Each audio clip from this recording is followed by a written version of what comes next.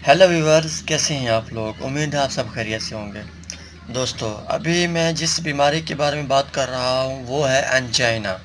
इस वीडियो में मैं आपको बताऊंगा कि एंजाइना असल में है क्या, इसकी अलामात कौन कौन सी हैं, अगर इस बीमारी को वक्त पे ट्रीट ना किया गया तो क्या होगा, और अगर कोई आपके सामने पेशेंट पड़ा है एंजाइना का तो आप उसको कैसे ट्रीट करोगे, आप उसकी ज़िंदगी को कैसे बचाओगे।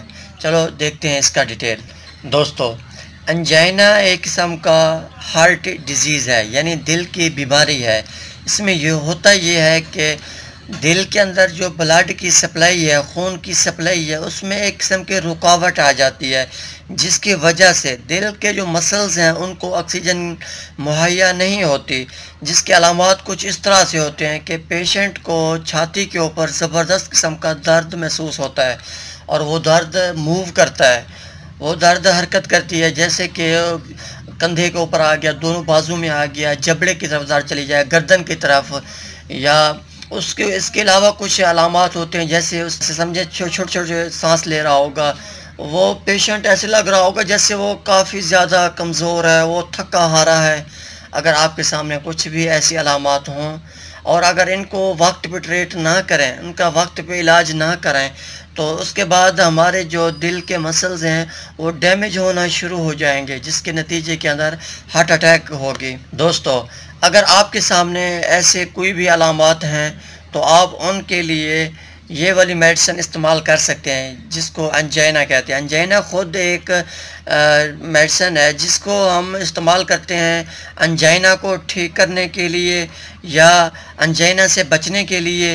ये है कि अगर कार्डियक सर्जरी हो रही हो, दिल की सर्जरी हो रही हो, ऐसे चांस होता है कि कहीं ब्लड प्रेशर हाई ना हो जाए, एहतियातन इसको इस्तेमाल किया जाता है। दोस्तों, आपके सामने एक पेशेंट पड़ा है, आपको ये सारे अलामात दिख रहे हैं, उसके अंदर इलाज करने से पहले आप इस बात को गौर कर लें कि आपने सबसे पहला जो काम करना है, हमारा लोकल जो भी एमरजेंसी टीम है आप उनसे रब्ता करें। जैसे कि पाकिस्तान के अंदर रेस्क्यू 1122 है, फ़ौरन इनसे रब्ता करना है कि वो आपकी मदद को पहुँचें।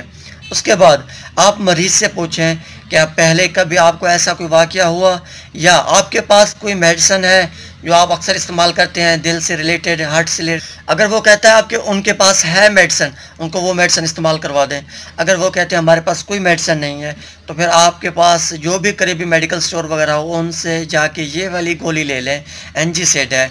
एनजीसेड ये सबलिंगुअल है। आपने करना क्या है, सबसे पहले उनको कहना कि आप मरीज़ को कहना है कि आप सुकून करें, वो जिस पोजीशन के ऊपर उनको सुकून महसूस हो रहा है उनको उसी पोजीशन के ऊपर बिठा दें। उसके बाद आपने क्या करना है कि एक गोली उसकी ज़बान के नीचे रख देनी है और 5 मिनट तक इंतज़ार करना है। अगर पेशेंट रिकवर हो गया तो ठीक है, अगर रिकवर नहीं हो गया तो 5 मिनट के बाद आपने एक टैबलेट्स दोबारा ज़बान के नीचे रख देनी है। उसके बाद मज़ीद 5 मिनट का इंतज़ार करना है। ये हो गया आपके 10 मिनट। 10 मिनट तक भी पेशेंट रिकवर नहीं हुआ तो फिर आपने तीसरी गोली भी उसकी ज़बान के नीचे रख देनी है। इसके बाद आपने सिर्फ इंतज़ार करना है, इसके अलावा आपने कोई मेडिसिन वगैरह नहीं देनी। और आपने जो भी एक्टिविटी की है इन सब को याद रखना या लिख लेना है, नोट कर लेना, और जो भी रेस्क्यू टीम आए वो उनको ये सारी डिटेल दे देना। तो अब ये पेशेंट सिर्फ हॉस्पिटलाइज ही होगा। दोस्तों, आपका एंजाइना या एनजीसेड या इससे रिलेटेड कोई भी सवाल हो आप कमेंट कर सकते हैं। अगर आपको मेरी ये वीडियो अच्छी लगे तो काइंडली इस वीडियो को लाइक और शेयर कर दें और मेरे चैनल को सब्सक्राइब कर दें। शुक्रिया। अल्लाह हाफिज़।